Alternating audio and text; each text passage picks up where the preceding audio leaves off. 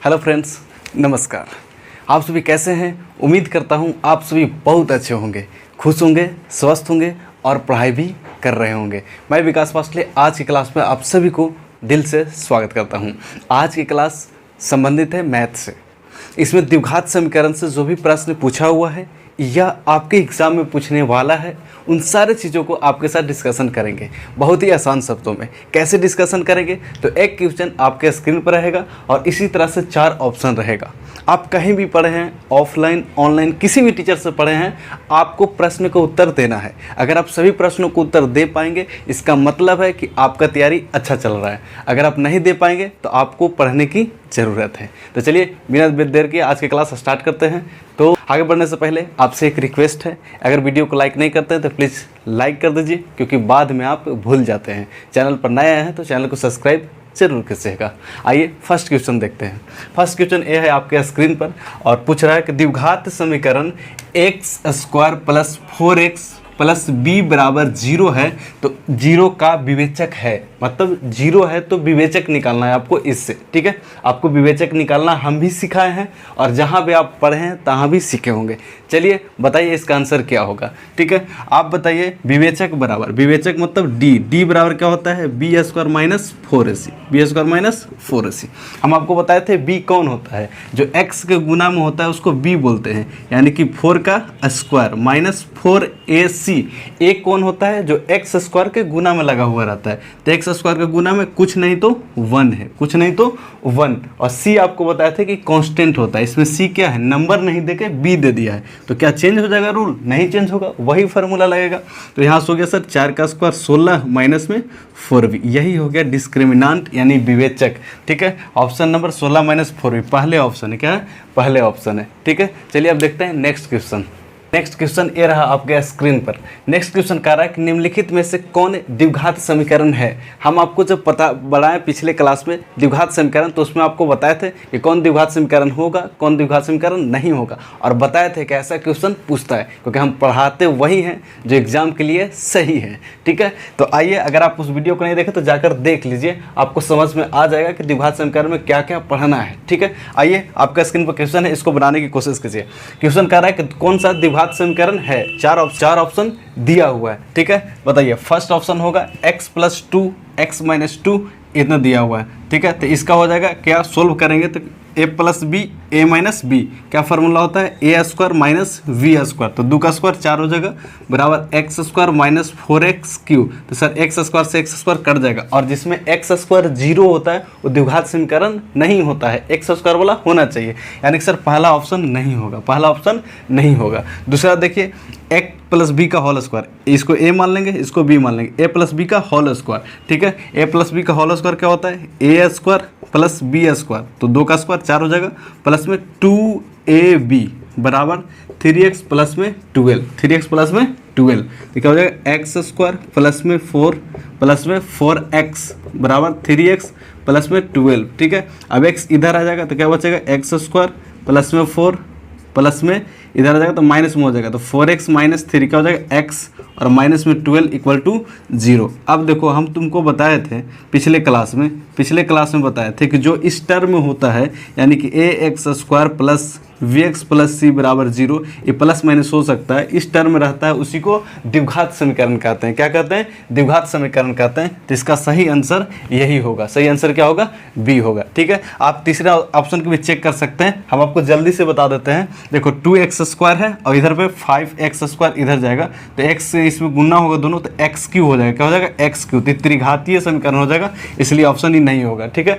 और ऐसा एग्जाम्पल हम बताए थे जब थ्योरी दे रहे थे ना, तो इसमें बताए थे 2x और 2x गुना होगा तो क्या हो जाएगा? 2x² हो जाएगा, सॉरी 4x² हो जाएगा। कितना हो जाएगा? 2 4x² और 4x² इधर भी है, मैंने x² वाला फिर से कटने वाला है, मतलब x² नहीं बटने वाला है। तो आंसर क्या हो जाएगा? यही। आप देखते बना सकते हैं, जितना ज़्यादा प्रैक्टिस करेंगे उतना आसान हो जाएगा, ठीक है। चलिए देखते हैं नेक्स्ट क्वेश्चन, ठीक।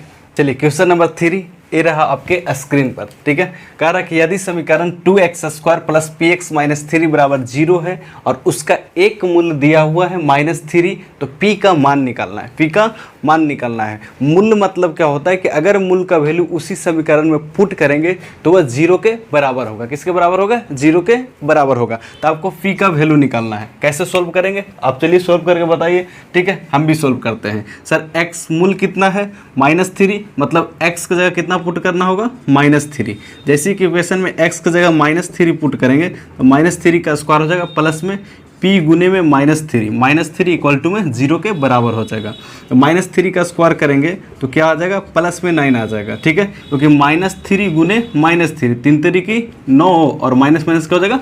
प्लस। तो सर 9 हो जाएगा, प्लस में इधर हो जाएगा सर प्लस माइनस क्या हो जाएगा? -3p, -3 इक्वल टू में 0। अब देखिए 9 दूनी कितना होता है? 18, और ये वाला 3 साथ में ले आते हैं, माइनस में 3p बराबर में 0। 18 में से 3 गया, कितना बच गया भाई? 15 3p बराबर 0। ये 3p माइनस में तो उस साइड भेजते हैं, क्योंकि p का वैल्यू हमको निकालना है तो p वाला का उस साइड भेज देते हैं। तो कितना हो गया? 3p। अब आपको पता चल गया होगा सर p बराबर क्या आने वाला है? p बराबर क्या आने वाला है? 5। p बराबर क्या आएगा? 5। तो ऑप्शन हो जाएगा ऑप्शन नंबर बी, p बराबर क्या आ जाएगा? 5। क्या ये सवाल आपसे बना? कमेंट करके ज़रूर बताइए। यदि बन रहा है तो आपका तैयारी अच्छा है, और नहीं बन रहा है तो आपको पढ़ने की ज़रूरत है। चलिए देखते हैं नेक्स्ट क्वेश्चन। नेक्स्ट क्वेश्चन ये रहा आपके स्क्रीन पर, और बनाइए आपसे बनता है या नहीं बनता है। ठीक है, नेक्स्ट क्वेश्चन क्या है? क्वेश्चन है कि k के किन मानों के लिए द्विघात समीकरण 9x² प्लस में 3kx प्लस 4 बराबर 0 के मूल अगर वास्तविक और समान है तो k का मान निकालना है। क्या कर? k का मान निकालना है। याद कीजिए हम आपको बताए थे यदि d का वैल्यू 0 को बराबर हो तो इसी को बोलते हैं कि इसका मूल वास्तविक और समान होगा। एक ये भी बताए थे यदि d का वैल्यू 0 से बड़ा होगा तो इसको बोलते हैं इसका मूल की प्रकृति जो होगा वास्तविक और असमान होगा। एक बताए थे यदि d 0 लेस देन 0 हो, यानी कि d का वैल्यू 0 से छोटा हो तो वह अवास्तविक होता है। वहाँ से आपको सवाल पूछा है। सवाल क्या पूछा कि मूल्य क्या होगा? वास्तविक और समान। जब वास्तविक और समान होता है तो d किसके बराबर होता है? 0 के। ठीक है, अब d बराबर क्या होता है? b² - 4ac, जिसको विवेचक कहते हैं। ये 0 के बराबर हो गया। तब आपको k का वैल्यू पूछ रहा है तो यहाँ से निकालेंगे b, मतलब सर x का जो गुना में रहता है। अब x का गुना में क्या है? 3 भी है और k भी, दोनों है, तो इसका स्क्वायर हो जाएगा -4। a मतलब सर जो x² के गुना में रहता है, x² के जो गुना में रहता है, 9 हो गया। और c मतलब कांस्टेंट, अचर पद। ठीक है, ये देखिए 4 क्या है? कांस्टेंट, तो 4 हो गया। बराबर में क्या रहेगा? 0 रहेगा। अब k का स्क्वायर क्या होगा? 3 का स्क्वायर 9 और k का स्क्वायर k स्क्वायर। स्क्वायर का मतलब होता है 3k इंटू में 3k, तो 3 तरीके हो गए 9, k इंटू के क्या हो गया? k square. ठीक है, ये आपको समझ में आता होगा। आगे चलते हैं। सभी माइनस में तो सर भेज दो ताकि प्लस में हो जाएगा, क्योंकि ऐसे ही कटने वाला, यहाँ पे गुना नहीं करना, क्योंकि ऐसे भी इससे कटने वाला है तो गुना नहीं करेंगे। माइनस में था, किस में हो जाएगा? सिर्फ प्लस में हो जाएगा। देखो 9 से 9 कट गया। ठीक है, अब आसान हो गया। फिर मल्टीप्लाई करता, फिर वही बात होता है, फिर से काटना पड़ता। ठीक है, तो जल्दी करने के लिए आप उसको मल्टीप्लाई ना करें। ठीक है, तो 4 चौके कितना हो जाएगा? 16। तो बताइए k बराबर क्या होगा? इधर स्क्वायर में है तो उधर क्या हो जाएगा? अंडर रूट में। इस साइड अगर स्क्वायर में है कोई चीज़ तो इक्वल को साइड क्या हो जाता है? अंडर रूट में।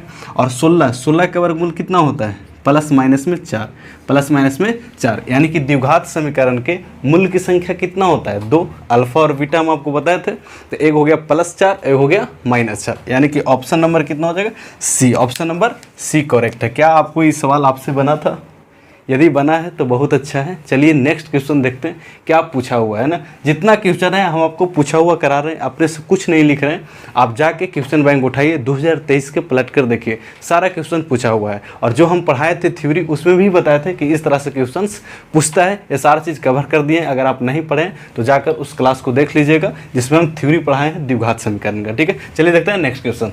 क्वेश्चन आपके स्क्रीन पर है और बनाइए। पूछ रहा है कि द्विघात समीकरण 4y² + 4y + 1 बराबर 0 के मूल्य का गुणनफल क्या होगा। अब बोलेंगे सर आप द्विघात समीकरण में तो नहीं पढ़े, तो ये बहुपद की चीज़ है। और हम बताए थे कि अगर कोई द्विघात बहुपद है उसी के बराबर 0 कर देंगे तो द्विघात समीकरण बनता है। और वहाँ आप पढ़े थे कि मूलों का गुणनफल क्या होता है, याद कर दिए। Alpha into beta, alpha into beta बताए थे आपको c/a।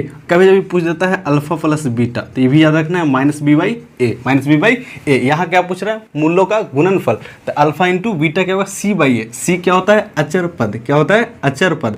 1a क्या होता है? y² के जो गुना में होगा, y² का जो गुना में होगा, तो 1/4, 1/4। सर बोलेंगे कि आप तो सर बताए हैं कि ax² प्लस में bx प्लस में c बराबर 0, यही स्टैंडर्ड फॉर्म होता है। तो इसी फॉर्म में तो है, बस चर राशि बदला हुआ। क्या बदला हुआ? चर राशि। यहाँ पे x था और यहाँ पे चर राशि क्या हो गया?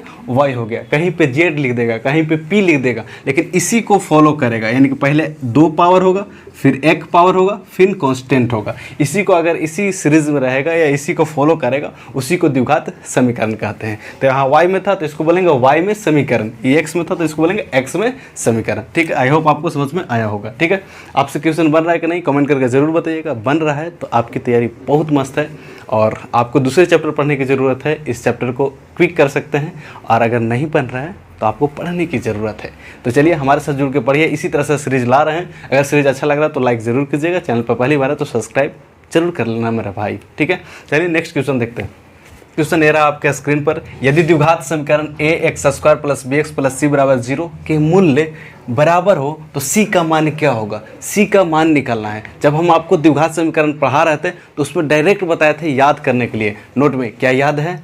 नहीं याद है? चलिए सीख लेते हैं वो क्या होता है। अगर आपको याद होगा तो आप डायरेक्ट बना सकते हैं। नहीं याद है तो क्या कह रहा है कि d = 0 है। d बराबर क्या है? 0 है, यानी कि मूल्य क्या है? समान। समान मतलब क्या होता है? 0 के बराबर। अगर d 0 से बड़ा होगा तो ये बोलते हैं वास्तविक और असमान। d अगर 0 से छोटा होगा तो इसको बोलते हैं अवास्तविक। क्या बोलते हैं? अवास्तविक। इसको बोलते हैं वास्तविक और समान। जब समान है तो c का वैल्यू पूछ रहा है, यानी b² - 4ac = 0। तो किसका वैल्यू पूछ रहा है? c का। किसका पूछ रहा है? c का। बताओ b² = 4ac बताए थे वहाँ भी, और b² c का वैल्यू पूछ रहा है तो इसको क्या कर देंगे? इधर कर देंगे।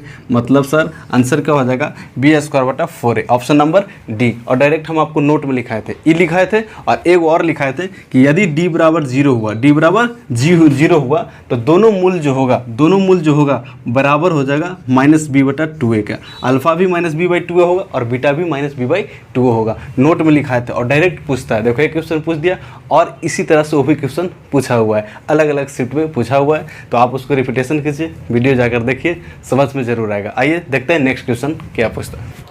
चलिए नेक्स्ट क्वेश्चन ये रहा आपके स्क्रीन पर। ठीक है, बनाइए। जो बताए थे डायरेक्ट पूछा हुआ है। बता रहा कह रहा कि द्विघात समीकरण ax² + bx + c = 0, जहाँ a ≠ 0 है तो उसमें x का मान बताइए। द्विघात सूत्र बताए थे, x बराबर क्या होता था? बता दो जल्दी बता दो। ठीक है, x बराबर द्विघात सूत्र बताए थे -b ± √b² - 4ac/2a। यही तो पूछ रहा है कि x बराबर क्या होगा, पूछा हुआ क्वेश्चन है। बताओ जो पढ़ा रहे हैं आ रहा है कि नहीं? यकीन मानो जो हम पढ़ा रहे हैं बस उसको पढ़ लो, नोट बना लो और बार बार उसी को पढ़ो। आपका ऑब्जेक्टिव पूरी तरह से बनेगा, धजिया उड़ जाएगा ऑब्जेक्टिव का। ठीक है, देखो बताओ कौन सा ऑप्शन में है?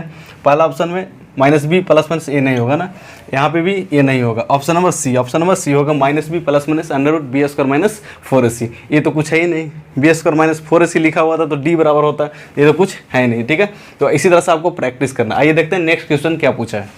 नेक्स्ट क्वेश्चन आपके स्क्रीन पर प्रैक्टिस कीजिए कि आपसे क्वेश्चन बनता है। कह रहा है कि द्विघात समीकरण 4x² + 4x + 1 = 0 के मूल्यों की प्रकृति क्या होगा? हम आपको बताए थे अगर कोई द्विघात समीकरण दिया हुआ है तो उसको मूल की प्रकृति कैसे निकालते हैं, उसको जानने के लिए हम पहले d निकालते हैं। क्या निकालते हैं? d, यानी कि विवेचक निकालते हैं। तो सबसे पहले विवेचक निकालेंगे। सर विवेचक बराबर यानी कि d बराबर क्या होता है? b² - 4ac होता है।